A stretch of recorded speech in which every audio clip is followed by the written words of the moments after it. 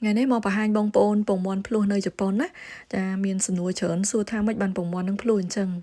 cha cứ chỉ mòn thâm mây mòn cầm mông cha bông tụ bông nâng cứ vi chênh plu phía tràn mong ai tụ bông mòn chênh màu thâm thâm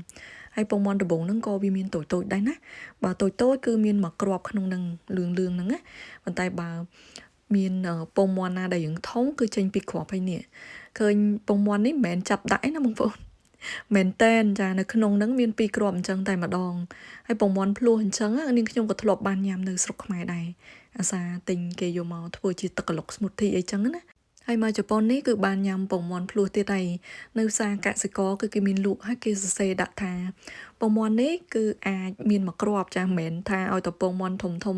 ចេញមកហ្នឹងអាចមានពីរណាជួនកាលមានមួយដែរមួយបានប្រកក្តីធម្មតាចាបើថាពីរអញ្ចេះគឺចាអត់ប្រកក្តីទេគឺថាដបងចេញមកពីរអញ្ចឹងណាចម្លែកហើយ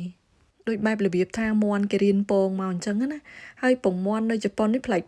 ចាពងមន់ខ្លះទៅក៏គេហៅពងមន់សុភមង្គលចាជាពងមន់ពណ៌ខៀវអញ្ចឹងទៅមានពងមន់ពណ៌ក្រហមបើថាពងមន់ពណ៌ខៀវហ្នឹងគឺពងមន់ពណ៌រាងបែបផ្ទៃមេឃនៅខាងក្រៅចាគេហៅថាពងមន់នាំសុភមង្គលគេឲ្យឈ្មោះអញ្ចឹងហ្មងដោយសារមន់នោះគឺគេចិញ្ចឹមវាដោយសេរីភាពចាឲ្យបន្លែឲ្យអីចំណីផ្សេងហើយវាដើរបានច្រើននេះអញ្ចឹងណាចាអត់មាន stress មានអីទេមន់ភាគច្រើននៅក្នុងជប៉ុននេះចាគេចិញ្ចឹមយកសាច់អីក៏វាអត់សូវបានដើរលេងក្រៅដែរចាអញ្ចឹងហើយវា stress ច្រើនតែពងមន់សុភមង្គលនោះគឺថាវាមានក្តីសុខក្នុងការដើរស៊ីចំណីអីចឹងទៅគេឲ្យចំណីអីផ្សេងចាហើយថ្ងៃនេះក៏បង្ហាញវីដេអូដែលពួកយើងសម្រាប់នៅថ្ងៃ Golden Week នៅជប៉ុនសម្រាប់បានច្រើនថ្ងៃហើយក៏ទៅមើលភ្នំ Fuji ស្អាតមែនតើមើលទៅចុងហ្នឹងមានតកកហើយពណ៌ហ្នឹងចាំងជាមួយនឹងពន្លឺថ្ងៃដូចជាពាក់អីមកអញ្ចឹងណា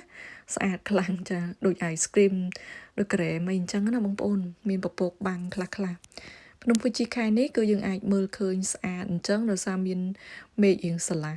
ចានេះពងមន់សុភមង្គលគេហ្នឹងគំរូគេឲ្យមើលគឺសបកពណ៌ផ្ទៃមេឃចាហើយនេះក៏ជាផ្លែឈើត្រប់ចាឈ្មោះ Pepino ផ្លែឈើនឹងឈ្មោះប្លែកហ្មងបងប្អូនគ្រាន់តែលឺហើយនឹងដូចតែនឹកឃើញមិនដឹងថានឹកឃើញអីទេចាដូចធ្លាប់លឺអញ្ចឹងណារូបរាងវាដូចត្រប់អញ្ចឹងប៉ុន្តែក្លិនវាចេញមកផ្លែមេឡុនផ្លែត្រសក់ស្រូវហ្មងណាចាហើយក្លិនឈ្ងុយអញ្ចឹងទៅតែវាអត់ផ្អែមខ្លាំងទេ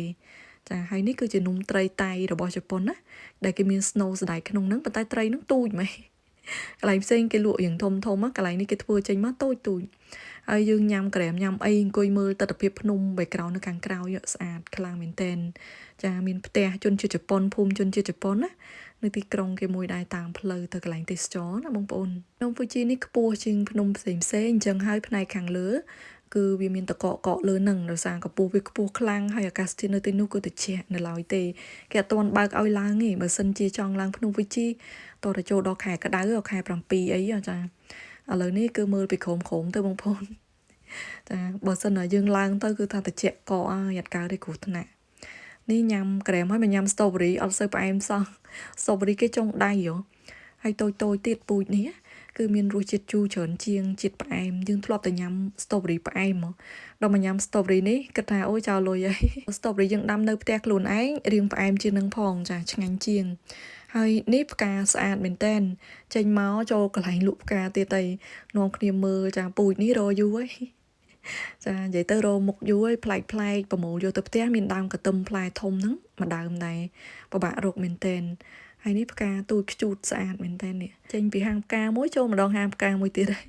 កន្លាមីនីគេស្អាតគេពាន់វងទួដូចកងអញ្ចឹងចេញផ្កាច្រើនហើយនេះផ្កាចង្គៀងគុំស្អាតដូចនេះខ្ញុំដាំនៅផ្ទះដែរថ្ងៃមុនបានពូជគេមកមួយដើមណាហើយនេះផ្កាសាគឺយ៉ាគឹស្អាតខ្លាំងមែនតើហ្មងផ្កាហ្នឹងវាស្តៀងទៅនឹងផ្កាបូតានណាហើយ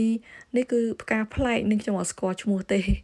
ចានៅជប៉ុនអត់មានឃើញគេដាំសោះឃើញតែផ្កា